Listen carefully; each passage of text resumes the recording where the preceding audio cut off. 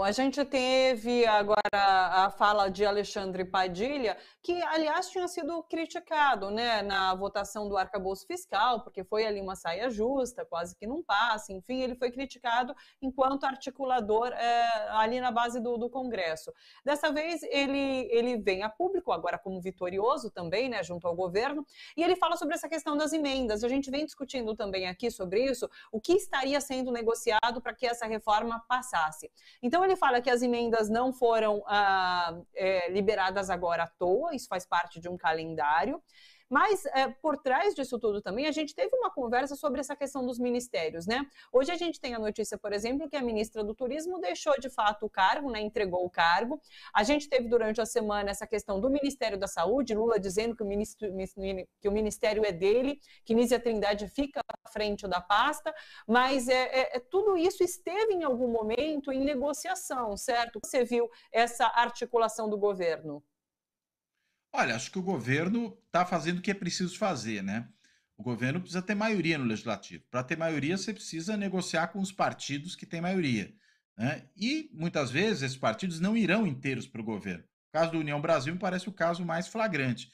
Afinal de contas, a gente está falando de um partido, é bom sempre lembrar, ele surge do DEM, né, o Democratas, que por sua vez já era o novo nome do antigo PFL, o Partido da Frente Liberal, que é um partido de direita, né, e que mesmo durante todos os anos petistas nunca foi para o centrão no sentido de aderir ao governo, se manteve na oposição durante todo aquele período, né? Então é um partido que tinha uma posição mais marcada programaticamente, não dá para ser simplesmente jogado na vala comum dos outros partidos do centrão que aderem a diferentes governos, como fez o PP, como fez o PMDB, como fez o PL, enfim, não foi isso, né? O PFL ficou o tempo inteiro na oposição.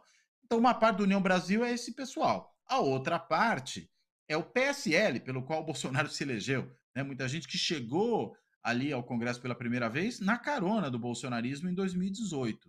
Então, veja, levar esse partido inteiro para a base do governo é impossível, não vai acontecer. Né? Tem uma figura como o Sérgio Moro no Senado, óbvio que o Sérgio Moro nunca será da base do governo, e acho que nem o governo gostaria que fosse nesse caso, né? Mas aí você tem, na realidade, a possibilidade do quê? De levar uma parte desse partido, né? Levar uma fração dele, não sei quanto exatamente será possível. Eu apostaria num partido rachado ao meio, né? Um partido que teria ali metade dos parlamentares dispostos a apoiar o governo, né? Em troca de espaço no governo, e uma outra parte que vai se manter firme na oposição. Mas é melhor ter metade do União Brasil do que ter o União Brasil inteiro contra si. Então, acho que é por Sim. isso que o governo está buscando esse tipo de articulação. Então, isso é parte do jogo político no presidencialismo de coalizão. Todos os governos brasileiros que, vamos dizer, tiveram sucesso nessa relação com o legislativo, governo Sarney, né, governo Itamar, governo Fernando Henrique, governo Lula, todos eles fizeram esse tipo de negociação. Né? Se não fazem, não governam. Então, acho que o governo está fazendo o que precisa. Eu não falei do Perfeito. governo Dilma, porque a Dilma, no fim, sofreu impeachment do Congresso. Ela até fez a negociação no primeiro mandato, foi sofrendo desgaste. O próprio resultado da votação do impeachment mostra que ela tinha perdido completamente essa sustentação no legislativo. O Congresso entra em recesso agora e a gente se prepara para essa segunda temporada, né? O que esperar na sua avaliação? A gente também falou muito sobre essa janela de oportunidade que foi a votação da reforma tributária neste momento, mas existe uma expectativa de uma segunda parte da reforma para o segundo semestre, que daí sim mexeria com a questão de taxação de fortunas, com essa questão de resolver desigualdades. Então, o que esperar para esse segundo semestre do Congresso e governo? Bem, você tem. A gente precisa ver se algumas coisas vão ser aprovadas agora, né? Como a questão do CARF, por exemplo, que é Isso. uma questão importante, né? Mas eu acho que você tem isso que você colocou agora, Thalita. Você tem todos esses detalhes, né? A especificação dessas coisas. Porque, particularmente no caso da reforma tributária, é uma PEC, uma proposta de emenda constitucional. Né? E, embora a gente tenha muitas emendas constitucionais, e a própria Constituição brasileira, com muitos detalhes, o fato é que ela tende a gerar aquilo que é o esqueleto, ou para usar a palavra da moda, o arcabouço, né? Que nada mais é do que o esqueleto. Ela produz esse esqueleto geral e aí você vai preenchendo com carne ali, sangue e outras coisas, depois por meio da legislação infraconstitucional, né? Aprovando lei complementar, aprovando certas leis, e aí que você vai detalhar algumas coisas. Né? Então, acho que é o momento desse detalhamento. né? É claro que existe também um prazo para entrada em vigor plena da reforma tributária, ela entra aos pouquinhos para justamente ter uma transição, para não criar uma confusão do dia para a noite no país, e aí dá um certo tempo, um certo fôlego para que essas coisas venham a ser aprovadas também de forma mais ou menos paulatina. Né? Agora, se o governo mostrar serviço já na segunda parte do ano, né, e conseguir avançar nessa agenda, de novo, ele vai criando, vai produzindo um ambiente econômico melhor. Né? E aí Sim. acho que também cria um ambiente político melhor, porque se houver sucesso nessa empreitada, abre-se espaço para outras empreitadas. Talvez já fora dessa agenda tão estritamente econômica, ou pelo menos disso que a gente viu até agora, e entrar, por exemplo, na agenda social, né? Ou entrar em outras questões da agenda econômica, como, por exemplo, questões relacionadas a aumento de produtividade, coisas do tipo.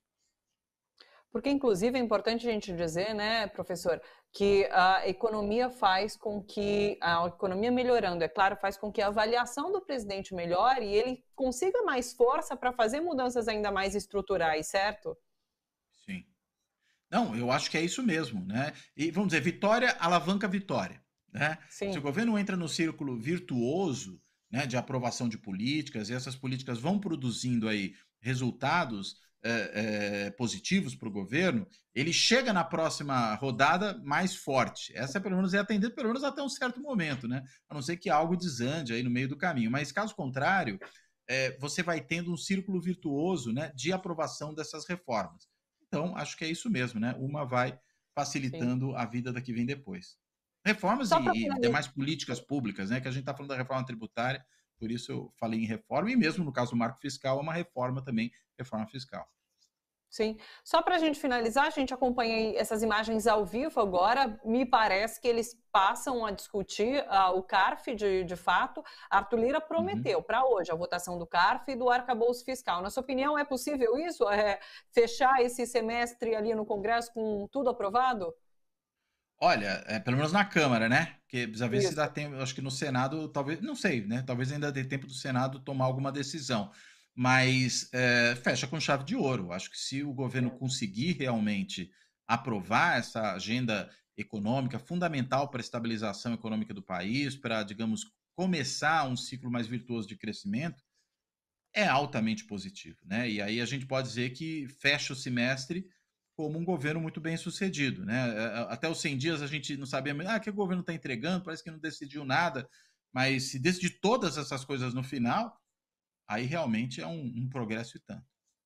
É curioso, né? A gente acompanhou aquela reunião de Lula com os ministros nos 3 meses do governo, em que ele cobrou, inclusive, né? Vamos fazer o que a gente se propôs a fazer, nada de inventar nada novo. E agora, com 7 meses, então, de governo, a gente tem essas grandes vitórias e rumo a um segundo semestre que promete, né? Uhum, uhum. Exatamente, não, promete, né? E vamos dizer, é a hora do governo começar também a fazer algumas entregas, eu diria, na parte mais, não só da relação com o legislativo, mas do executivo, né? Sim. Obras começam a ficar prontas, programas que começam a produzir vários resultados. Claro que alguns já começaram no início do governo, porque você teve a necessidade da reconstrução do país em várias frentes, né? Estou pensando aí no caso, por exemplo, do Bolsa Família, que foi descaracterizado, né? Que já não tinha mais as contrapartidas que são fundamentais para assegurar também escolarização das crianças, saúde da família, tudo mais. Tudo isso foi retomado, foi reconstruído, foi reestruturado. Mas há uma série de outras entregas que podem vir a acontecer mais no segundo semestre. Né? Eu acho que a fase mais pesada, sendo resolvida até agora, dá um pouco de fôlego para isso no segundo semestre. E aí as pessoas começam a perceber, digamos, no que a sua vida mudou com a mudança de governo. Né? Acho que por enquanto ainda não houve tempo suficiente para isso. Sabe que sempre que a gente conversa sobre essas inaugurações de obra, lançamentos de obra, eu fico lembrando dos últimos 4 anos em que, olha, eu posso estar muito errado, mas única inauguração de obra que a gente deu de Bolsonaro foi uma pinguela, assim, não lembro onde, e isso virou muito motivo de Uma ponte piada de aqui no Bom para madeira. Todos. Foi Foi na uma região ponte de uma amazônica, eu não lembro em pinguela. qual estado, mas foi na região amazônica. Foi a única obra que a gente deu por aqui de entrega de Jair Bolsonaro. E virou motivo de piada na Né? época, e agora a gente está vivendo um momento bem diferente, ainda bem.